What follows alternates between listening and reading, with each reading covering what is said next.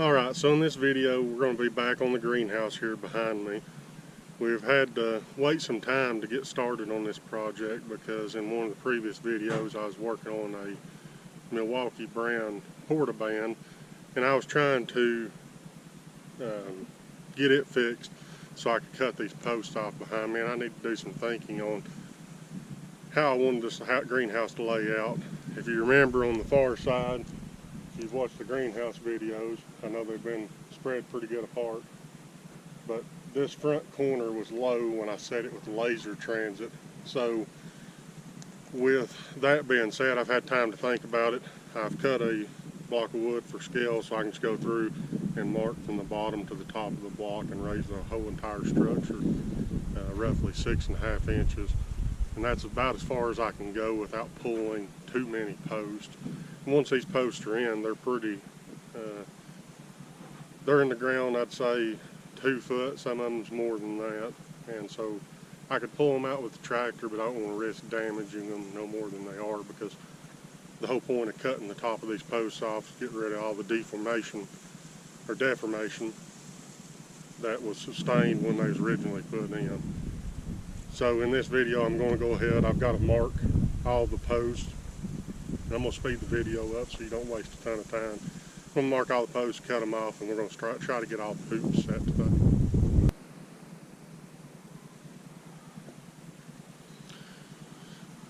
Also, when you see me go to start cutting, we're going to be using a DeWalt DWM120 portaband. I end up having to break down and go ahead and buy a new portaband because in Milwaukee we could fix it and we had it up and going, but not reliably. The trigger needed to be replaced, and I could not find a trigger to replace the one in it at an economical price point. It was actually cheaper for me to go out and buy a brand new portaband versus just, spending 130 bucks on a trigger. So that's the reason we have the DeWalt now. Plus, it'll match the rest of the tools I have in the barn. Didn't really want to make the purchase, but it is what it is, and it should last us a long time. And thus far, I haven't had problems getting parts from DeWalt economically after, parts go bad. But we're going to get to marking these posts, and I'm going to cut off where we can get these hoops set. We've got some rain coming in. I think it's a trend that when I go to work on the greenhouse, there's rain coming. So we're going to get as much done as we can, and maybe this spring I'll put up a second greenhouse for when I need water in on my crops and garden. It's about guaranteed to rain when I'm going to work on a greenhouse. So let's get started.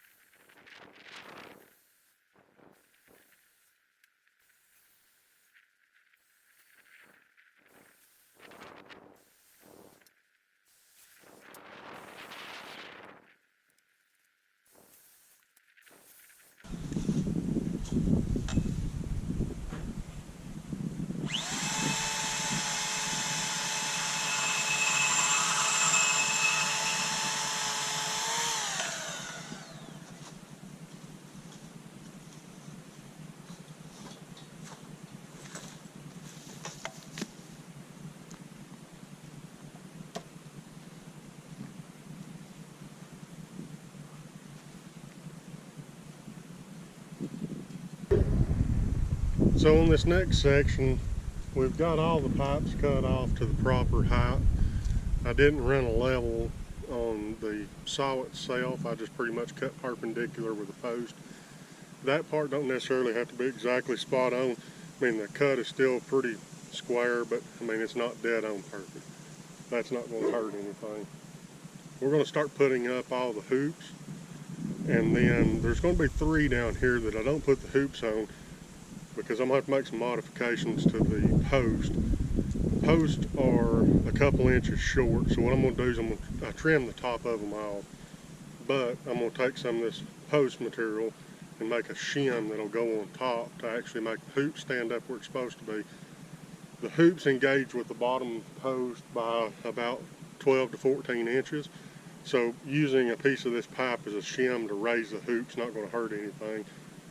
I could tack these pieces on, more than likely I'll just leave them loose because the hoop will be bolted to the post. So we're going to go ahead and start putting these hoops up. I'll more than likely speed this part up just like I did the cutting, because really it'd be boring sitting here watching a bunch of hoops go up. If anything interesting comes up, I'll stop and we'll go and show you what's going on. I'm going to try to do all this video from the tripod because it's making things go a little bit quicker, and I don't have the GoPro on my head. That way I'm not all over the place and making people sick with the movement. So let's get to it.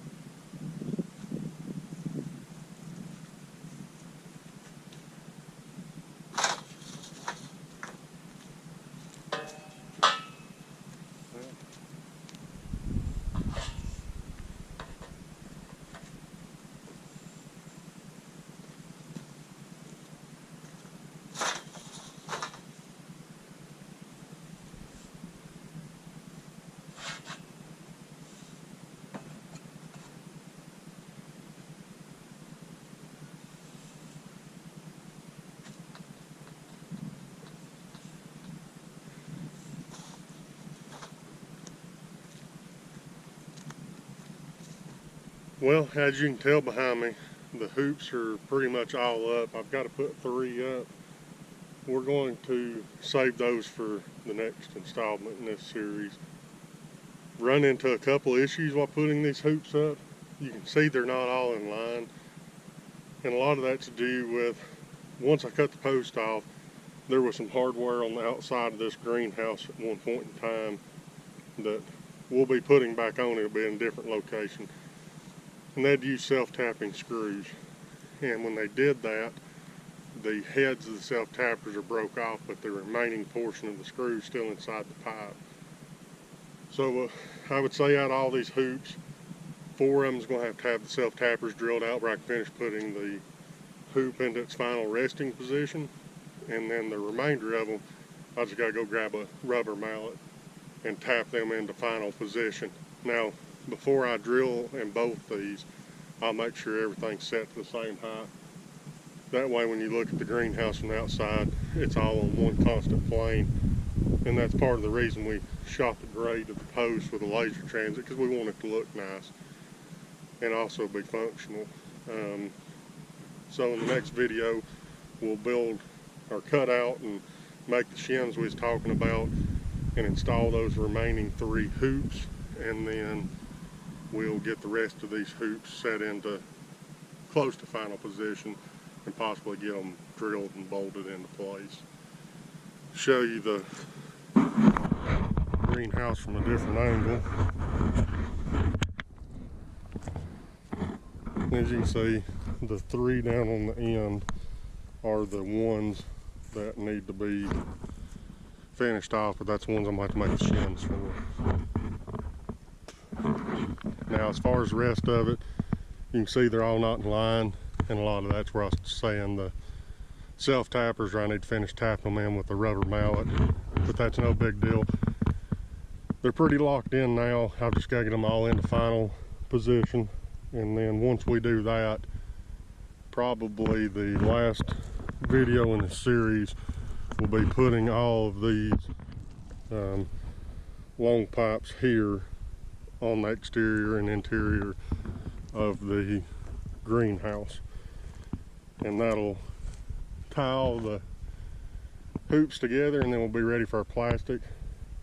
And then I guess really the final installation of the building of this greenhouse will be the end walls, and we'll be building them out of some pressure treated and then some lumber from the sawmill. As you can see, they're in relatively good straight line. I just got to bump those hoops into place. Well, that's pretty much it for this video. I've got a lot of what I wanted to do done. We'll come back in the next installment and finish getting these hoops set to close to final position and possibly bolted. And we'll start working on the remaining portions of this build. But until next video, appreciate you watching.